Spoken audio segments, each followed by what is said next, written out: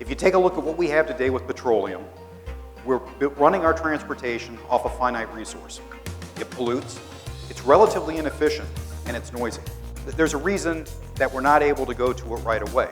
The EV drivelines are expensive. Existing vehicles have good long range. The EVs don't. You get very fast refills.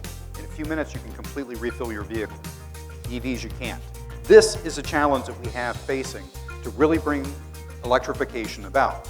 Even if the whole electricity is produced from coal, electric vehicles are still greener because of the efficiency differences between producing electricity at a centralized location versus while on the road. That is one thing. And in terms of safety, right now you have 10 times the number of fires and explosions from petrol vehicles as compared to like in electric vehicles. India currently produces 0% of lithium, nickel, cobalt, and graphite that is relevant to battery manufacturing. Let's make that clear. So even though India may not develop a domestic resource capability, developing a chemical industry that is focused on battery materials and developing a robust cathode industry that de-risks this mineral risk as much as possible is the right step forward. While there's a lot of excitement around EVs and we want to have EVs tomorrow, we want to have the charging infrastructure tomorrow, this is a marathon, it's not a sprint.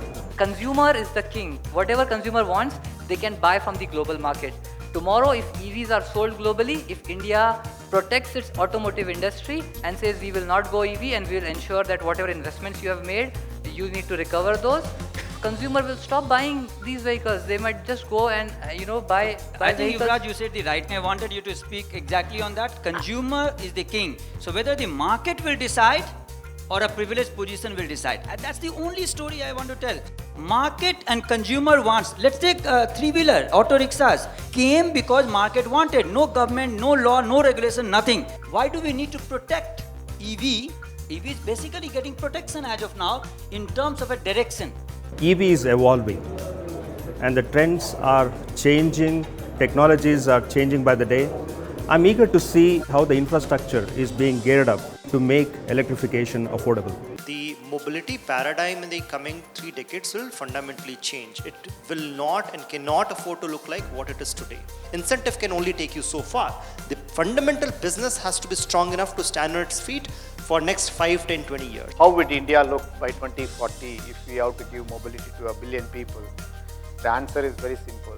It has to be multimodal transport with more than 50% of our travel being shared, and it has to be either a zero tailpipe emission electric vehicle supported by last mile connectivity. According to a report of McKinsey, they have said that 50% of the mobility industry's revenue is likely to be disrupted by 2030. So we are talking about a huge scaled changes that are in offing.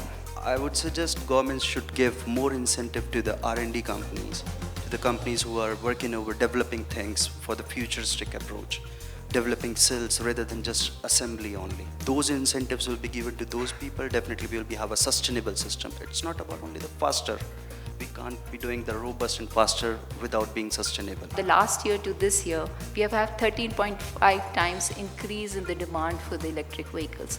Though the four-wheelers are still in 3,000s and that constitute only 1% of the total demand. Most of the demand comes in the two-wheelers and the three-wheelers. The electric distribution providers basically, are they ready for this kind of shift? Are our homes and offices are ready for this kind of charging infrastructure? And finally, do we have this kind of charging infrastructure out there as well? So if you really see, the ecosystem of electric vehicles is filled with opportunities for all of us out there to really take the first pie, not only for the domestic market, and it's a once-in-lifetime opportunity of 100 years if you're able to crack the particular need. I think EV is about developing the ecosystem. It's not just about selling vehicles. And these conclaves, which is done by ET, really helps to bring all the stakeholders in one platform.